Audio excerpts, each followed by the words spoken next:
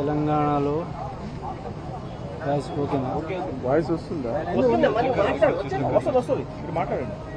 గత 9 రోజులుగా ఆమరణ నిరాహార దీక్ష నిరుద్యోగుల డిమాండ్ల కోసం మొదలుపెట్టి ఆమరణ నిరాహార దీక్ష కేసీఆర్ గారు 9 రోజులు ఆమరణ నిరాహార దీక్ష చేస్తే రాష్ట్రం వచ్చింది. కానీ ఇదే 9 రోజులు ఆమరణ నిరాహార దీక్ష చేస్తే ఒక్క పోస్టు పెరగలేదు, ఒక్క ఉద్యోగం పెరగలేదు. ఇది ప్రస్తుత ప్రభుత్వం యొక్క వైఖరి. 9 రోజుల నుంచి నాకు ఏమైంది, ఎట్లయింది, ఈయన మంచిగా ఉన్నాడా లేడా, ఈయన డిమాండ్ ఏంది, ప్రభుత్వానికి 9 రోజులు ఆమె ఏం నీళ్లు తాగకుండా అన్నం తినకుండా నరక యాత్ర చూసిన నేను. ఇవన్నీ ఇప్పుడు నేను ఎందుకు విరమిస్తున్నా అంటే ఈ నాజిల్స్ అన్నీ డ్యామేజ్ అయినాయి, ఇంజెక్షన్స్ పోవట్లే, లోపల గ్లూకోజులు పోవట్లే, నా కిడ్నీలు డ్యామేజ్ అవ్వడానికి స్టార్ట్ అయినాయి.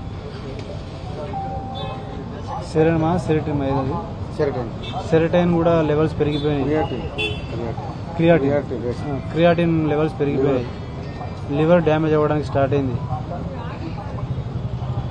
ఒక ప్రాణం చచ్చిపోతేనే మీరు ప్రభుత్వం స్పందిస్తుందా? ఒక ప్రాణం పోవాలన్నా ఒక బోడ సునీల్ నాయక్ లాగా, ఒక శ్రీకాంత్ చారి లాగా అందరు చచ్చిపోతేనే మీకు ఉద్యోగాలు వస్తాయా? ఉద్యోగాలు ఇస్తారా మీరు? 70 సంవత్సరాలుగా ఉద్యోగాలు వస్తాయని చెప్పేసి బీహార్ని ఎలగొట్టినారు, బెంగాల్లోని ఎలగొట్టినారు, ఉత్తరప్రదేశ్లో నిలగొట్టినారు. వాళ్ళని నిలగొట్టి లాస్ట్గా ఆంధ్రోడు మనకు అడ్డు వస్తున్నాడు, ఆంధ్రోని నిలగొట్టినారు. దాని తర్వాత ప్రభుత్వం మారితే, ప్రభుత్వం వచ్చింది, ఆశపడ్డారు. వాస్తవానికి తెలంగాణలో ఈ 70 సంవత్సరాల్లో నీళ్లు వచ్చినాయి. 10 సంవత్సరాలు తెలంగాణ వచ్చిన తర్వాత తీసుకొచ్చిన ప్రభుత్వం ఏదైతే ఉందో, కరెంటు వచ్చింది, రోడ్లు వచ్చినాయి, అన్నీ వచ్చినా కూడా ఈ 12 సంవత్సరాల నుంచి 34 లక్షల మంది నిరుద్యోగులు ఈ ఉద్యోగాలు వస్తాయి రావాలి అని చెప్పేసి ఒక 25 సంవత్సరాల నుంచి 35 సంవత్సరాలు ఉన్నటువంటి యువత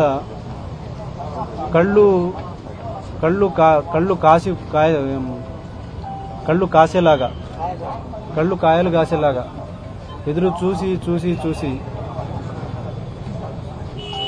అలసిపోయినటువంటి పరిస్థితులు ఉన్నాయి. అయితే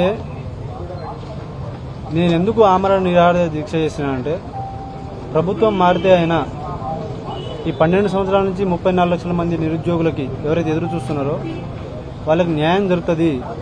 మరి వీళ్ళకి ఎవరు న్యాయం చేయాలి అని చెప్పేసి వీళ్ళకు నేను ప్రభుత్వం మారటంలో అన్ని యూనివర్సిటీస్ తిరిగినా, అన్ని జేఏసీలు ఫామ్ చేసిన, తిరిగిన ప్రచారం చేసిన, 70 నియోజకవర్గాల్లో ప్రచారం చేసి గెలిచిన 64 మంది ఎమ్మెల్యేలు, 24 మంది ఎమ్మెల్యేలు ముఖం తెలియని వాళ్ళు, అలాంటి వాళ్ళని గెలిపించుకొని ఒక ప్రభుత్వాన్ని స్థాపిస్తే, ప్రభుత్వం రాగానే ఇదే సోమాజిగూడ ప్రెస్ క్లబ్లో ఇదే రేవంత్ రెడ్డి గారు ఇప్పుడు నేను చెప్పబోయే డిమాండ్లు ఏవైతే ఉన్నాయో, నేను ఏ డిమాండ్ల కోసమైతే నేను ఆమరణ నిరాహార దీక్ష మొదలుపెట్టినో అది ఆ రోజు స్వయంగా కాంగ్రెస్ ప్రభుత్వం మేనిఫెస్టోలో పెట్టినటువంటి అంశాలు అవి.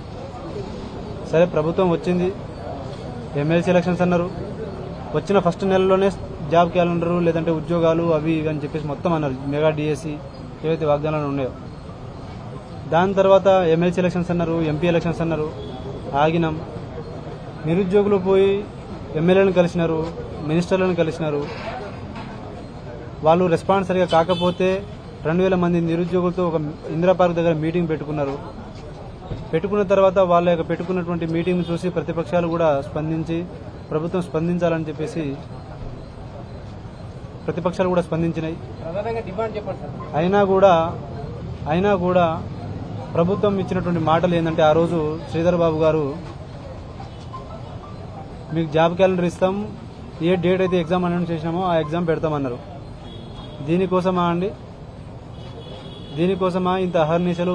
నిరుద్యోగులు అందరూ ఇంటికి వెళ్ళి ఉద్యోగాలు హాస్టల్స్ పక్కన పెట్టి నెలకు 10,000 ఖర్చు అయినా కూడా 12 సంవత్సరాల నుంచి వెయిట్ చేసి ఆ అంశం నాకు ఎక్కడో డీప్ డౌన్ నన్ను కలిచివేసింది. అరే ఈ నిరుద్యోగులకు ఎవరు అండగా నిలబడతారు? ఈ ప్రభుత్వం మారితే అయినా వాళ్ళు ఎంతసేపటికి వాళ్ళు అవతల నుంచి యువతల వాళ్ళ రాజకీయాలు చూసుకుంటున్నారు. కానీ ఎలక్షన్స్ మీద ఉన్న దృష్టి పిల్లల మీద లేదు, పిల్లల భవిష్యత్తు మీద లేదు అని చెప్పేసి దీనికి ఎక్కడో ఒక చిన్న ప్రయత్నం చేయాలని చెప్పేసి నేను స్టార్ట్ చేసిన. 2 రోజుల అల్టిమేటం ఇచ్చినాం, స్పందించలేదు. తర్వాత అదే ఆర్ట్స్ కాలేజ్ వేదికగా నేను ఆమరణ నిరాహార దీక్ష మొదలు పెడతా అంటే టెంట్ వేయనీయలే, చేస్తా అంటే 10 నిమిషాలు కూడా చేయనీయలేదు. ఇదే గత ప్రభుత్వంలో నేను రోజంతా సాయంత్రం వరకు కూర్చున్నా కూడా నేను చేయనిచ్చినారు. మరి ప్రజాపాలన దీని అంటారా? ప్రజాపాలన నేను ఒకడు 9 రోజుల నుంచి మాడిపోతున్నాడు, ఆకలితో మాడిపోయి ఫుడ్ లేక నీళ్లు లేక పచ్చి నీళ్లు కూడా మంచి నీళ్లు కూడా ముట్టుకోకుండా చేస్తున్నటువంటి ప్రయత్నం కనీసంగా వచ్చి మాట్లాడడం అనేది అది ప్రజాస్వామ్యం అవుతుంది కానీ అది ప్రజాపాలన అవుతుంది కానీ ఇట్లా పట్టించుకోకుండా చచ్చిపోయి నువ్వు ఎటైనా సావు మాకు సంబంధం లేదన్నట్టు అదా ప్రజాపాలన? కాబట్టి నేను ఆమరణ నిరాహార దీక్ష నా డిమాండ్లు ఏంటంటే ఎందుకు చేపట్టినా అంటే గ్రూప్ 1 1:100 చేయాలి, గ్రూప్ 2 2000 పోస్టులు పెంచాలి, గ్రూప్ 3 3000 పోస్టులు పెంచాలి, డిఎస్సి పోస్ట్ పోన్ చేయాలి, మెగా డిఎస్సి 25,000 నోటిఫికేషన్స్ ఇవ్వాలి. వాళ్ళు 2 లక్షల ఉద్యోగాలు అన్నారు, మేము 2 లక్షల ఉద్యోగాలు అడగట్లే. 30,000 నేను మాట్లాడిన దాని ప్రకారంగా అవి 30,000 ఉద్యోగాలు కూడా లేవు. మరి 30,000 ఉద్యోగాలు కూడా నువ్వు వచ్చిన సంవత్సరంలో 2 లక్షలు ఇస్తా అన్నప్పుడు 30,000 ఉద్యోగాలు కూడా నువ్వు ఇవ్వకపోతే ఇక నువ్వు నిరుద్యోగులకు ఏం అండగా నిలబడినట్టు? జాబ్ క్యాలెండర్ ఎవరు అడగట్లే. నీవు 2 లక్షలు నువ్వు అని చెప్పినంత మాత్రం నిన్ను ఎవరు నమ్మలే. నీ నిరుద్యోగ వృత్తికి ఎవరు ఆశపడలే. నీ రైతు బంధుకో లేదంటే రుణమాఫీకో ఎవరు ఆశపడలే.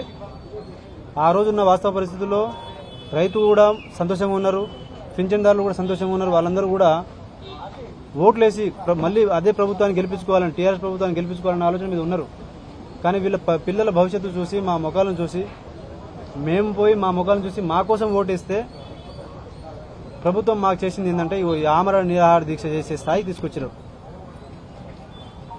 నేను 9 రోజులుగా ఓపిక పట్టిన, నరక యాత్ర చూసిన. రేపటి నుంచి ఒక్కొక్క గడియ ప్రభుత్వానికి మేము చేసే పోరాటం ఎట్లా ఉంటుందో నేను చేసి చూపిస్తా. నాకు మద్దతు ఇచ్చినటువంటి ప్రతి ఒక్క మిత్రులకు, రాజకీయ నాయకులకు, ఈటెల రాజేందర్ గారికి, ప్రవీణ్ కుమార్ గారికి, హరీష్ రావు గారికి, కేటీఆర్ గారికి, రాకేష్ రెడ్డి గారికి, ఇటు సైడు మన రాణి రుద్రమ రెడ్డి గారికి, బక్క జడ్సన్ అన్న గారికి, పృథ్వీ అన్న గారికి, సంజు నాయక్ సేవల సేన జాతీయ అధ్యక్షులు సంజు నాయక్ గారికి, సంపత్ అన్న గారికి, రాజాలింగం అన్న గారికి, మిగతా మన రాజాలింగం అన్న ఓయూజేసీ వ్యవస్థాపక అధ్యక్షులు బీసీ ఆయన అన్నగారికి, ఇక మిగతా మద్దతు ఇచ్చిన ప్రతి ఒక్కరికి కూడా నేను ఇప్పుడు ఈ ప్రెస్ మీట్ అయిన తర్వాత వాళ్ళందరినీ కలుసుకుంటూ వాళ్ళ యొక్క రేపు మేము నిరుద్యోగులం చేయబోయే రేపటి నుంచి ఇప్పుడు దాకా తినకుండా చేసినా, తాగకుండా చేసినా, రేపు తింటూ తాగుతూ చేస్తే రేపు ఈ ప్రభుత్వం ఏ విధంగా మమ్మల్ని అడ్డుకుంటుందో, మీరు వాళ్ళు ఏ విధంగా మమ్మల్ని అడ్డుపడతారో మీరు వాళ్ళ విజ్ఞతకి వదిలేస్తా. వాళ్ళు ఏం చేయలేరు కూడా. ప్రజాస్వామ్యంగా చేసినప్పుడు ఎవరిని మాకు హక్కు ఉంది. మీకు ఇంకో మరీ ముఖ్యమైన విషయం ఏంటంటే నిన్న నా ఫోన్ లాక్కున్నారు. నాకు ఫోన్ లేదు, మాట్లాడడానికి ఫోన్ లేదు. నా ఫోన్ తీసుకోవడానికి మీకు కారణం, మీకు ఏం రీజన్స్ ఉన్నాయి? ఎవరు అసలు మీకు హక్కు ఏముంటుంది? నేను యాంటీ సోషల్ ఎలిమెంట్ చేసిన ఫోన్ లేకుండా ఎవరిని రానియకుండా ఇదే గాంధీ భవన్ చుట్టూ 2 కిలోమీటర్ల చుట్టూ మొత్తం పోలీసులను పెడితే పరామర్శన చేయడానికి నేను ఆ ప్రాసెస్లో చచ్చిపోతే కింద నుంచి కనీసంగా నన్ను టేక్ చేయడానికి కూడా ఈ పర్సన్ కాకుండా ఇంకో పర్సన్ ఇతను ఇంటికి పోతాడు, తింటాడు, తాగుతాడు, తినడానికి పోయేస్తాడు అన్నట్టే కూడా పంపించలేని పరిస్థితి. ఇంత నిర్బంధం దేనికండి? ఇది పాలన అంటారా? రేపటి నుంచి నా కార్యాచరణ రోజుకి గంటకి ప్రభుత్వం మేము చేసే నిరుద్యోగులు చేసే ఉద్యమాన్ని ప్రభుత్వం ఎట్లా ఆపుతుందో ఆపుకోమని చెప్పండి. ఈ 10 డిమాండ్లలో ఒక్క డిమాండ్ కూడా వెనకపోయే ప్రసక్తి లేదు. ఇప్పుడు 30,000 డిమాండ్లు కావు మాయి. నేను బెడ్ మీద ఉన్నంత వరకే 30,000, ఇప్పుడు 50,000 డిమాండ్ మాయి ఉద్యోగాలు.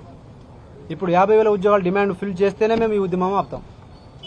ఇప్పుడు రెచ్చగొట్టినారు కదా మీరు, నా ఓపికను చూసినారుగా.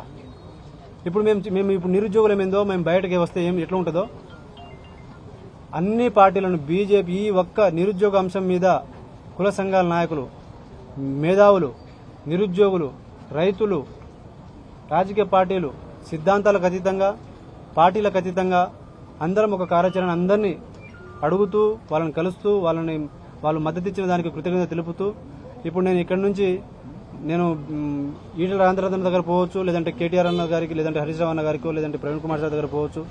మద్దతు తెలిపిన ముఖ్యంగా ఫస్ట్ నేను చేసిన ప్రోగ్రామ్కి అశోక్ సార్ నేను చేసిన ఆమరణ దీక్షని బయట తీసుకొచ్చినారు.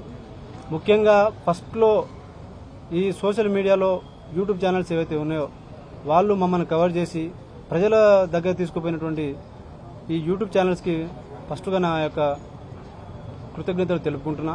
ఇక్కడ ఉన్నటువంటి స్టాఫ్ నన్ను మంచిగా చూసుకున్నారు. నా పరిస్థితి బాలేదు.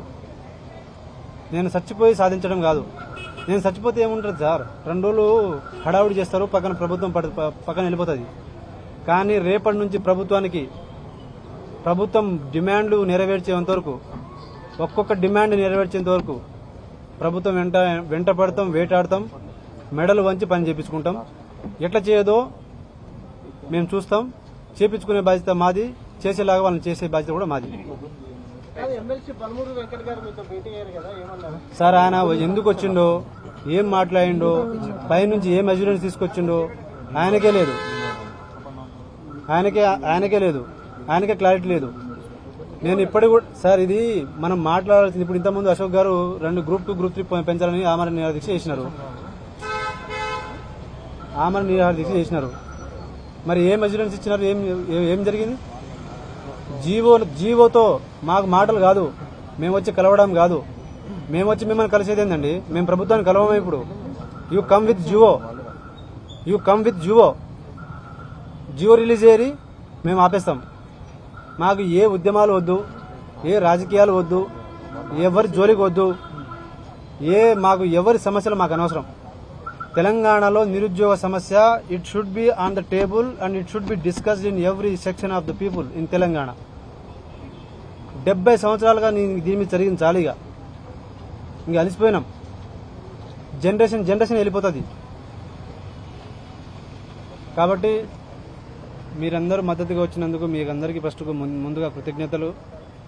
నాకు ఎక్కడ కూడా రోజుకి 4 సార్లు 5 సార్లు రక్తాలు తీసి పొడిచి నరకం చూసిన సార్ నేను 9 రోజులు.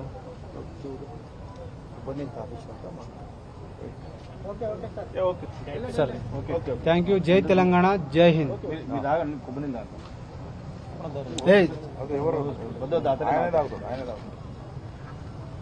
సార్ నేను కొబ్బరి నీళ్లు కూడా ఎందుకు ఒక్కడే తీసుకుంటున్నా అంటే ఇది అందరికీ నేను గౌరవం ఇస్తున్నా కాబట్టి, అన్ని నాయకులకు గౌరవం ఇస్తున్నా కాబట్టి, మద్దతు తెలిపిన వాళ్ళందరికీ ఒక చేత్తో ఇంకోరికి ఇస్తే ఇంకోరికి బాగుండదు కాబట్టి అందరికీ నిరుద్యోగుల తరపున అందరికి కృతజ్ఞత తెలుపుకుంటూ, ఎవరికి ఇక్కడ వాళ్ళకు అందరు రెస్పెక్ట్ అందరికి ఇవ్వాలన్న ఉద్దేశంతో నేను ఎవరి చేతుల మీద కాకుండా నా చేతి నుంచి నేనే తాగుతున్నా. నిరుద్యోగుల ఐక్యత, నిరుద్యోగుల ఐక్యత.